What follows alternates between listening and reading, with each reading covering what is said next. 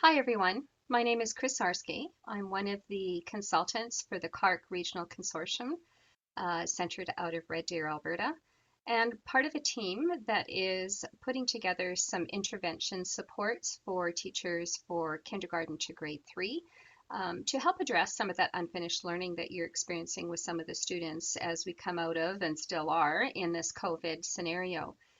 This being said, we see these tools as ongoing tools, not simply related to COVID. And the intent will be to take them and present them to you in a more polished format in future months to come so that you will have access to them in perpetuity for whatever years that you need, because I'm sure that we're going to have students who are going to have some unfinished learning every year that we experience our students as they come through the door. So we've entitled this series Roadmap to Unfinished Learning. Through some surveys that we sent out to the initial school board that requested the interventions, we got some feedback from teachers asking for what are your immediate needs, what are topics that you want right now that you can address with the students. And so we are going to present those to you in any random order. They're not necessarily in the order that we would teach them if we were starting from the beginning, but you may have isolated pockets of things that students need to start working on. So the first one that I'm presenting to you will be Subitizing. And it's also going to be sort of the model that we're going to use to introduce any of the subsequent lessons that come forward. You will have someone counting, you're going to have someone decomposing, and so on. So the format for every subsequent intervention that you receive or have access to will be the same format, only just a different title. So every one of them will start off with the same lead page. It will have the topic on it. In this case, it's going to be Subitizing, and it will have any links in it that we're going to need as we build through. So in here, you'll see for a brief overview of the unfinished learning, you can just click on the link that's in here, and you're going to get a very similar presentation that you're getting right now. And you can rewatch it then to refamiliarize yourself to each of the pages. If you don't need that, you just skip this page altogether, especially if you've done one before, and you will go on to the next page. So in the next page, the titles that you're seeing in bold are those that came out of the feedback that we received from teachers. These are the things they wanted in the intervention. Again, recognizing that not all of our colleagues are familiar or veteran teachers to every grade that they're teaching this year.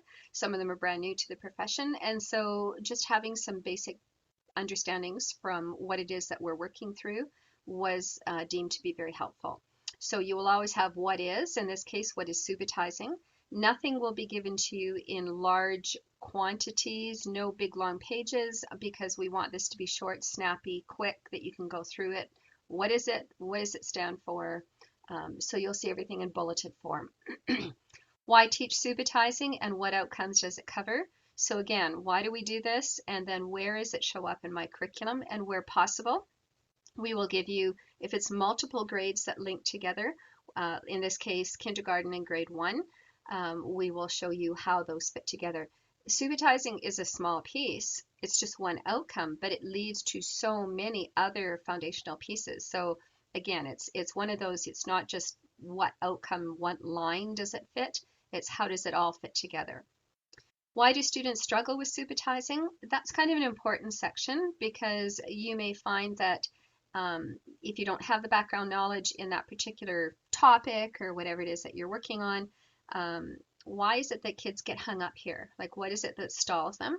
And that might help in your future pedagogy when you're starting to present that and start working through it with your regular students in all the classes, things that you might want to infuse into your lessons as you go through that might start to address some of those before we even get to those pieces. The next page is a fairly lengthy page. You will find that it covers, let's see if I can get rid of this at the bottom here. No, okay. You will find that it covers lots of resources for you. Again, we're not able to obviously cover everything that is possible. So we're giving you resources that, first of all, are either done by Alberta Education already and are available free that you might not be aware of. Options 2 and 3 will be looking at materials that cover common resources that are in the classroom. We are not suggesting you go out and buy these. We're just saying that these were what most of the teachers gave us feedback on. So we're commenting on those. We cannot give you screenshots because that would be a violation of copyright. So option number 1, we've always kind of reserved if there's a planning guide that's already been designed by Alberta Education. If you're not aware, planning guides really give you everything from what is it to what do I test to see if they know it, to what do I do if they don't know it, to what do I do to follow up. So it's kind of like a little intervention already done for you. In any case, what we've done is just given you some ideas about what you might ask the students if you're going to use the planning guide. We've given you the reference to the page that you would look at for a pre-assessment to see whether or not they know this, and where to find it. Here's the active link. Option 2 deals with pre-assessments and leaps and bounds, both products of Nelson. Lots of schools were using those, and so we're referencing those. The pre-assessments would be something you would give to everyone in the class or a large group of students that you have a question about to get a sense of where it is that they're at. And then if you, as a result of the pre-assessments, have further flags that come up, they've got a number of errors, you will see that in the resource itself, it flags for you where you might want to really do a deeper dive and use the diagnostic tool from Leaps and Bounds. I am familiar with the product, and so it would be something that I would share with you that you don't have to do everything. You only do the pieces that you're really trying to assess to work on right away, as opposed to giving them an entire number pre-assessment and getting all this feedback, and you're not really actually going to do all those outcomes right off the bat. So you will find that where it's relevant, even suggestions have been made where you'd find the assessment, what numbers you might wish to use. If you use them all, that's entirely up to you. And then if you have to go into leaps and bounds, where you would go from there.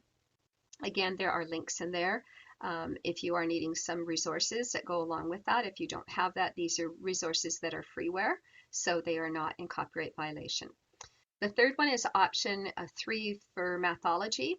And so where, again, possible, we are looking at putting mathology into as a reference. They have lots of little books that you can use for interventions. And if they're in grade 2, then we have interventions actually built in there. So again, we're referencing those for you and how to get there, what clicks you would have. So you'll see you would go into your home page, go to cluster, go to type, strand, grade, and then you'd make your selections that are given below. So again, we're giving you as much information to find your way through without having to thumb through and read all of the books and find what's there. So once you know what the issues are and who you're going to be working with, the next page deals with activities. So if you have lots of resources in your class, you can probably just ignore this page. If you are looking for more resources, then this would be the page to stop at. Again, the first section in this sort of chart that we have is reserved for anything that Alberta Ed or Alberta ARPDC, the consortia, have already completed for you and are available for free. And so again, we've given you the references, where you might find it if it was an ARPDC resource. And then the last 3 columns, at random order, they're not saying of any order of importance, you will find extra resources. So if you don't have any Subitizing cards to do with the students, then this might be a place to go. If you're needing some ideas of how to use those Subitizing cards with a small group, there's a link there. Additional sets if you want to play some games with them, and so on. And then if you're looking at number talks and you're wanting to use those for number talks, what are some things that you could do? If there's a video that one of the creators have found, then we're just going to put the link in for the video. We're not actually going to re-talk about it or make notes on it in the columns. If it's self-explanatory, then we're just going to put that video in. In this case, they are talking about Rec and Recs and how could I use Rec and Recs for Subitizing. It's a 5-minute video, shows you how to make one actually if you don't have any, and then how do I teach it. So it's short, again, short and quick to try and get you through whatever you need to have, or to decide what you're going to pass over to an EA if an EA is going to be the one that's going to be working with the students. Also on this page, you'll find questions to ask and listen for. So what is it I actually am going to listen for or engage them in so that I know whether or not they're getting it? And then some post-assessment suggestions if you want them. Lots of people aren't necessarily looking for another post-test, and it doesn't have to be a paper and pencil. We're also saying you really want to make sure that you're clear that they could use and just a verbal response to you. And if you're convinced that, and I'm kind of using the magic number of three times over, they can do the same thing consistently correct. Let's move on. Then let's get going to the next area that we need to focus on. Again, in the planning guide, there are assessments for one-on-ones and assessments for small groups, so we put those links in there for you as well.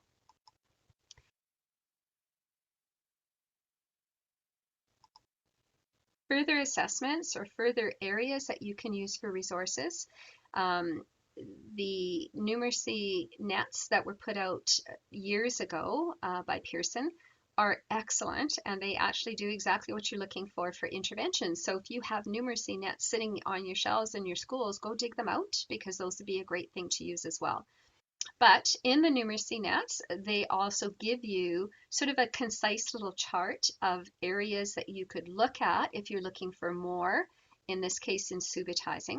So I'm simply going to, with permission from Mathology, or from Pearson, giving you screenshots of what it is that would be relevant for Subitizing that is listed in there. So again, you've got some first steps. Some of you are trained in first steps in math. Some of you have primes sitting on your shelves. Those are about 8 years old, and those are excellent, and those would actually be great interventions. Using teaching-centered mathematics, if you have that resource, Math Makes Sense, if you have that textbook, Math Focus, and so on. So there'll always be an additional resource page if there's one that links to that particular topic.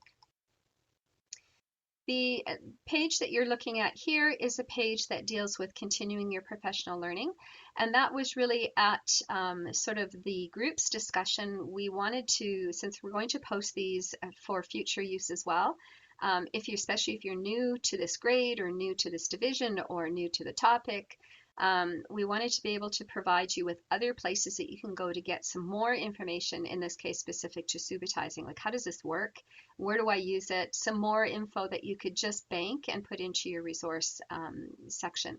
So if nothing else, you could just go and download the materials that are on here, put it into your binders or into your drives, and then have them for future use. And then the last page is your reference page, just to show you where we've taken all of the materials from. So this gives you a sense of what this intervention is like. They're meant to be short and sweet, but also to save you a little bit of time in having to go and find that information once you kind of know what it is that you need.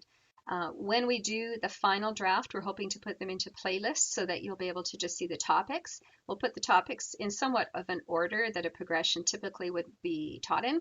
And so you would have the option then as a teacher just to click on the topic, and behind it would be all of the lessons that you're seeing, much the same as it is here. For now, we're trying to get these out to you so that you have them available. So if you have any questions, please feel free to email me or anyone at your consortia that's closer to you. And if you have any feedback on this, that would be great as well. Thank you so much for your attention, and hopefully these are helpful to you. Look for them to come out as they are completed. They won't be coming out in any particular order, and so they'll be coming through probably your local consortia as well.